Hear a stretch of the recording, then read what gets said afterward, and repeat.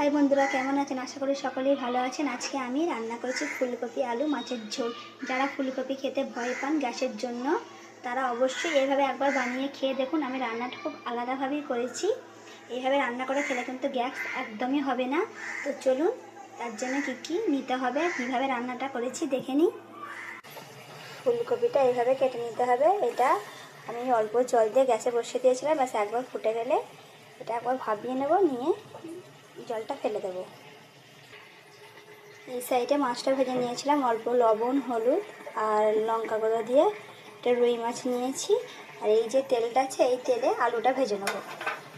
এটা মাছেরই তেল, মাছ ভাজার। এখানে 5 চামচ মতো সর্ষের তেল নিয়েছিলাম মাছ ভাজার জন্য। জলটা ফুটে গেছে এইভাবে, এবার গ্যাসটা বন্ধ করে দেবো। আলুগুলো এইভাবে কেটে নিতে হবে। আমি এখানে 3টা আলু নিয়েছি। এইভাবে একটু আলুগুলোকে হালকা লাল লাল করে ভেজে নিতে হবে।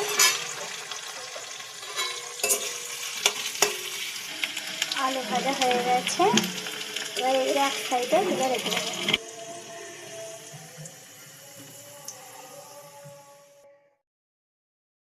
এই তেলেই দিয়ে দেবো ফুলকপিগুলো।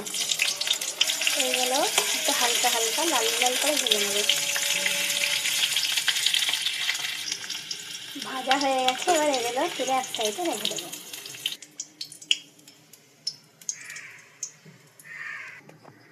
রান্নাটা আমি করবো কিন্তু প্রেশার কুকারে, যেহেতু আমার একটু তাড়া আছে।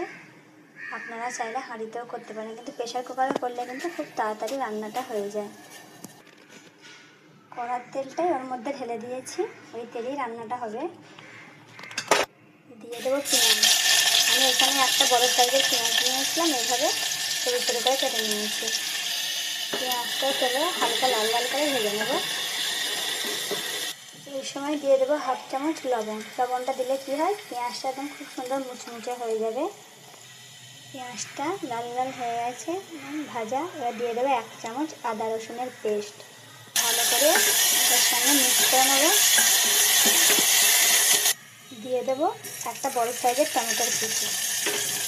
প্রথমে লবণটা দিলে কী হয় পেঁয়াজে, এবার টমেটোর সঙ্গে এই পেঁয়াজটা খুব সুন্দর ভালোভাবে গলে যায়। দিয়ে দেবো হলুদ, লঙ্কা, ধনে, জিরে। আমি এখানে সব কিছু ছোটো চামচে 1 চামচ করে নিয়েছি। আপনারা আপনাদের হিসাবে মশলাটা দেবেন। দিয়ে ভালো করে কষিয়ে নেব 1 মিনিট। মশলা দেওয়ার পরে দিয়ে দেবো অল্প জল, দিয়ে ভালো করে এটা কষিয়ে নেব, যাতে মশলাটা পুড়ে না যায়। দিয়ে দেবো অল্প মটরশুঁটি। হালকা হালকা তেল ছেড়ে দিয়েছে, এবার দিয়ে দেবো আলু আর ফুলকপিটা। গ্যাসের ফ্লেমটা একদম আস্তে করে দিতে হবে, দিয়ে এটা ভালো করে মশলার সঙ্গে মিক্স করে নিতে হবে। মিক্স করা হয়ে গেছে, এবার দিয়ে দেবো জল। জলটা আপনারা আপনাদের হিসাবে দেবেন, যতটা ঝোল খেতে পছন্দ করেন। এই সময় লবণটা দেখে নেবেন, লবণ আর ঝালটা। আমি এখানে 2 গ্লাস জল দিয়েছি। এবার দিয়ে দেবো অল্প ধনেপাতা কুচি, দিয়ে ব্যাস ঢাকনা বন্ধ করে একটা সিটি দিয়ে নেব। রান্না হয়ে গেছে। আমি মাছটা আর একবার তরকারিতে দিয়ে ফুটিয়ে নিয়েছিলাম, ওইটার ভিডিও করে নিয়ে আপনারা এইভাবে ফুটিয়ে নেবেন। তো দেখুন, আমি বেশি খুব একটা তেলও দিইনি, এইভাবে অল্প মশলা দিয়ে রান্নাটা করেছি। আপনারা এইভাবে আবার বাড়িতে অবশ্যই রান্না করে খেয়ে দেখবেন, খেতে কিন্তু খুবই দারুণ লাগে। যদি আমার ভিডিও এবং রেসিপিটা আপনাদের ভালো লাগে, তো লাইক, সাবস্ক্রাইব এবং ফলো করবেন। Thank you.